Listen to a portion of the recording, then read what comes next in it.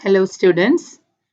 In this class, we will see what are the operations that are performed on data structures.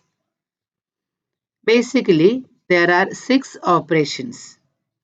First one is traversing. Traversing means to access each data item exactly once so that it can be processed. For example, suppose we have an array. We can print all the elements in the array. In that case, we have to process all the elements one by one. Then only we can print the items or the elements in the array. Another example is print the name of students in a class. For that also we have to process or access all the names. Another example is find the sum of the elements of an array. That means if there are 10 elements and we have to find the sum of these 10 elements, we have to take each and every element. This is called traversing. Next operation is searching. We know that searching means search whether a particular element is present in a given list or not. Sometimes we can search an element depending on a condition. We can check, suppose if the value of A is greater than 10. That means the number with value greater than 10 will be searched. We can also use condition in searching. The search can be successful or unsuccessful. Successful means the element that we are searching is present in that list. Unsuccessful means it is not present. If it is present, it returns the location of that element in the list. Suppose we are searching for the fifth element, the location 5 will be returned. An example is check whether the number 10 is present in an array or not. If 10 is present in the array, the location of that will be printed. Suppose if 10 is present at location 4, it will return the number 4.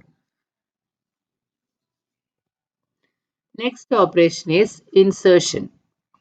Insertion means adding new items to a given list. Suppose in a class we have 50 students, and if one more student joins the class, then we have to add that student also to the list. That is called insertion. Next one is deletion.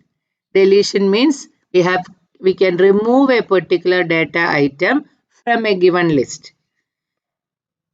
That is, if a student takes TC, we have to remove his or her name from the list. That is removing the name of student who has left the course. That is an example. Next operation is sorting. Sorting means arranging the numbers in ascending or descending order. Both ways we can do. An example is arranging the names of students in alphabetical order. You know that your class numbers, your names will be always in the alphabetic order. So we can arrange it in an alphabetical order using the method sorting. And the last operation is merging. Merging means combining two sorted data items so that the result is also in a sorted form. We can have an example. Example is suppose we have two arrays A and B. A is in sorted order, B is also in sorted order, and we can combine A and B to form a new array C that should be also in a sorted order. That is called merging. The main condition in merging is both the arrays should be in sorted order. then only we can merge it into a single array which is also in a sorted format. Thank you.